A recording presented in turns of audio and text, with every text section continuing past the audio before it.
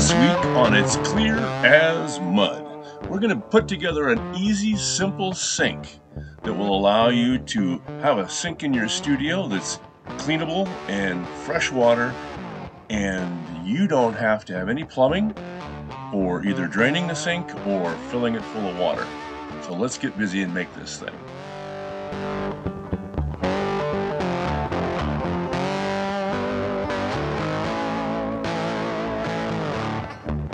Here's how to assemble this thing.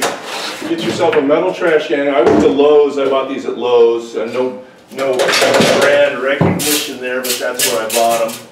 And the whole thing was about 40 bucks. And I was able to test my plastic garbage can to make sure it goes inside my metal garbage can and is supported on the sides. You don't want it to be too different in shape.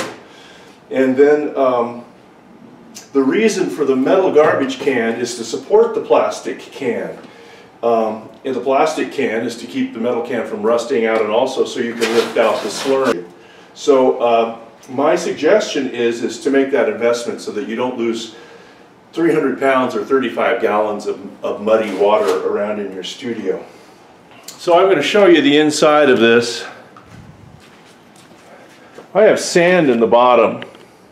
And the reason is because the bucket is short, and you're going to want to have something supporting the bottom of your plastic trash can as it goes into the metal trash can.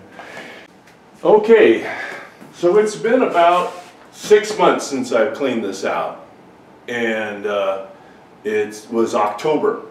And since I add Clorox to it occasionally, about a half a cup of Clorox, it stays pretty clean, pretty good smelling, but it's starting to get a little odor to it, and I think it's time to change it. So that's what we're going to do. It also gives me an opportunity to take it apart and show you how I get the slag out, or the slurm out of the bottom of the can, and how we store that. So what I do is I just take it out with a bucket. That's the easiest thing that I find.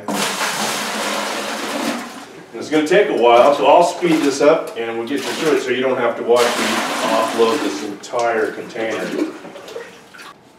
Okay, we've gotten to the point now where I'm ready to decant this off. By decanting, I mean I'm going to take the water off and pour it out until I'm just down to the basic clay.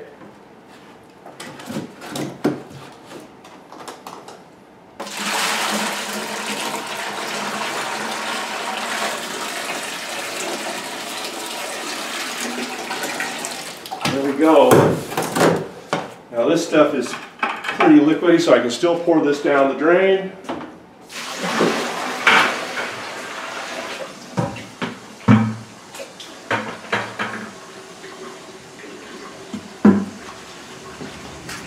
And this stuff gets stirred up.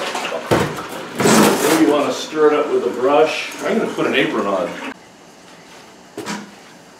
This stuff gets stirred up, and I'm going to go down here and get as much of it off the bottom as I can.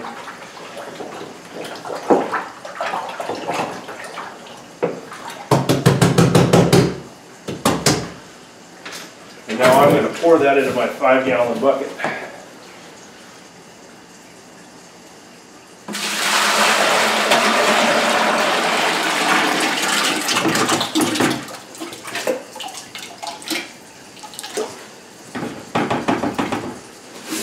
I just saw some tools go in there. I suppose I should reach in there and get them. I don't particularly want to, but there's a sponge.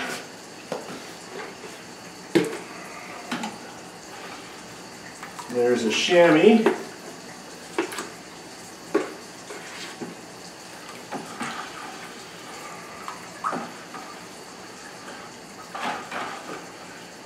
I saw a lid in there someplace. Yeah, I'm not going to worry about it. Call that square. So now I'm going to throw a little water in here and try and get as much of this bacteria-laden slip out of here as possible. but I'm going to try not to use very much water because I don't want to fill my bucket up. I'll show you in a while, but what I do with what's in the bucket is I let it evaporate. Here in Arizona, this stuff will evaporate in a week or two, and I can take that brick of junk out of the bottom of the bucket as it shrinks away from the bucket and just throw it in the trash. That may take a little bit more of a commitment depending on where your studio is located, or you maybe have some source for being able to dump it. But I would be cautious with the junk that comes out of here as far as putting it out in your yard. You got copper carbonate and you got some other stuff in here which I don't think you're going to want in your yard, and polluting your groundwater if you have it, etc., etc., etc. So you need to treat this stuff with a certain amount of respect and proper studio hygiene, because there's not good stuff in here.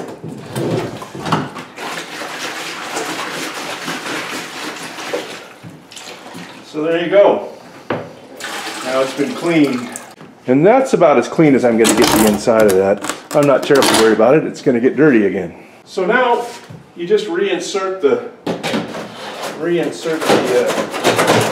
thing. You notice it stops. Yeah, you want that support. As I said before, there's almost 300 pounds of water in this.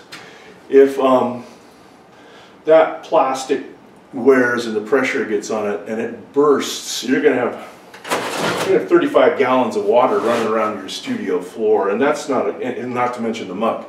So that's not a good idea. So that's why we have this metal can. It's acting as a support, and that's why we put the sand in the bottom, because this bucket isn't going to go all the way down to the bottom of it. And I don't want the bottom of it breaking out either, so I put sand in the bottom.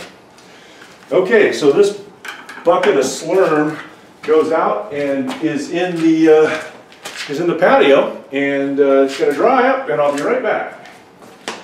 So I like to add a little Clorox bleach to it so that it doesn't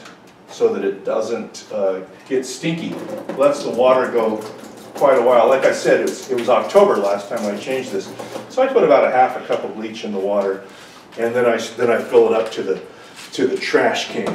That's as high as I fill it up. It's just to the metal trash can. So hang tight, I'll start filling it up, and I'll speed it up so you don't have to watch the whole process.